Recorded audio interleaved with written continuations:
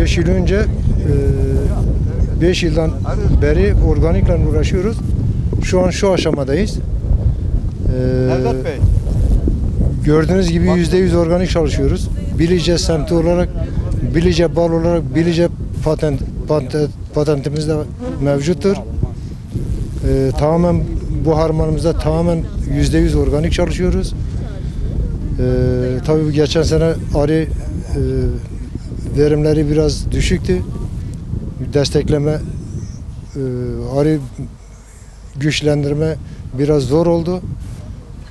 Şu an bu durumdayız. İyi bir yerdeyiz. Herkese tavsiye ediyorum. Bu arada birliğimizde ve Bingöl Üniversitesi'nden de destek bekliyoruz. Bizi kenarda unutmasınlar. Şu an kendi imkanımızla yürüyoruz. Koloni başı veriliyor. O da tabii tatmin edici bir şey değil yani. Şu an Bingöl balı dünyada 2. konumda. Ama kesinlikle ben ona katılmıyorum.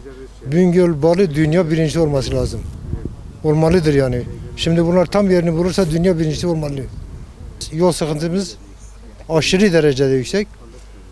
Sıptalize bile ettiremiyoruz devlet bütçesinden dolayı. Üniversiteyle birlik bizi unutmasın. Buralarda görsünler bizi. Yol ulaşım zorluğu çekiyoruz. Bir desteklesinler bizi o yönden. Geçen sene balımız hiç yoktu Bingöl balı olarak. Bu sene ilkbahar çok kuraklık geçti fakat şu an Bingöl dağlarında çok güzel bal akımı var. Bal sahmında daha başlamamışız. Balın daha olgun olması için 8. ayın 10-15'inde inşallah sahma gireceğiz Allah nasip ederse. Bingöl balı meşhur bir baldır biliyorsunuz. Geçen sene mesela İstanbul'a gittik, Bingöl balının önemini anlatırsam. 600 yarışmacı arasında 120 ülke katıldı. Biz orada Bingöl balını Türkiye birincisini yaptık. Dünya ikincisini, Türkiye birincisini yaptık Bingöl balını. Allah nasip ederse biz Bingöl balını daha ileriye götürmeye çalışıyoruz. Şu an bizim Bingöl arıcıları genel olarak o Türkiye birinciliği, dünya ikinciliği aldığımız için daha da Bingöl balına bir önem verdik. Üniversiteyle beraber çalışıyoruz. Allah nasip ederse Bingöl balına bir patent, bir numara alırsak Bingöl balını çok güzel bir yerlere götüreceğiz inşallah. Devletten bir destek bekliyoruz. Destek derken balın pazarlaması konusunda. Arılar çağırdı, arı gelmedi, bal geldi. Buyurun. Balık kullanabilir. Bu da bir nimettir. Çok büyük bir nimet bu. Bak ne kadar güzeldir nimet, büyük nimet. Allah vermiş beraber. Ne kadar güzelmiş. Çok şükür yedi de.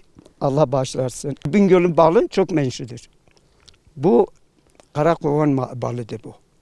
Güzel bal. Herkese tavsiye ediyoruz bunu. Bingöl'ün balı bak görüyorsun. Görüyorsun. Ne kadar güzeldir. Yedim. Herkese tavsiye ediyoruz. Kim yese inşallah hasta olmaz. Şifadır. Biz Bingöl Arıcılar Birliği olarak işte 2019 yayla senesi son sezonunu yaşıyoruz şu anda. Biz de işte bu son sezonunda arıcılarımızın sahanına girmeden önce yer yer arıcılarımızı ziyaret ediyoruz. Bugün de Kiri Bilice tesisinde Hasan Ali arıcımız, üyemizin tesisini ziyaret ettik. Bu sene maşallah arıcılarımız memnun, verim de iyi. Bingöl balının kalitesidir veya orijinali kalitesidir, organiği. Bingöl Üniversitesi ile birlikte, PİKOM projesiyle birlikte güzel bir çalışmalar yapılıyor. İnşallah bu sene patentini de alacağız yani üniversiteyle birlikte. Yer yer işte dediğim gibi arıcılarımızı ziyaret ediyoruz, olan ihtiyaçlarını karşılamaya çalışıyoruz. Arıcılarımız da bu senede bol bol bir bereketli bir sene geçirdiler. Kendileri de bol bol bereketli bir sene de diliyorum. Bazı arkadaşlarımız sahamlara girmişler, yapmışlar ama buradaki şu andaki tesisimiz henüz saham yapmadı. Büyük bir ihtimalle organik bal çıkardığı için Eylül ayında girecekler buraya. Çünkü organik sepetli bal ürettiği için biraz daha bekletiyorlar. Süzme üzeri çalışanlar, süzme yapanlar, süzmeyi çıkarmışlar, sahamını yapmışlar. Büyük ihtimalle bizim bu tesiste de Eylül ayında sahama girecekler öyle diyeyim. Gezdiğimiz kadarıyla görüşünü aldığımız arıcılarımızın arkadaşlarının görüşlerine göre bu sene iyi bir verim geçti.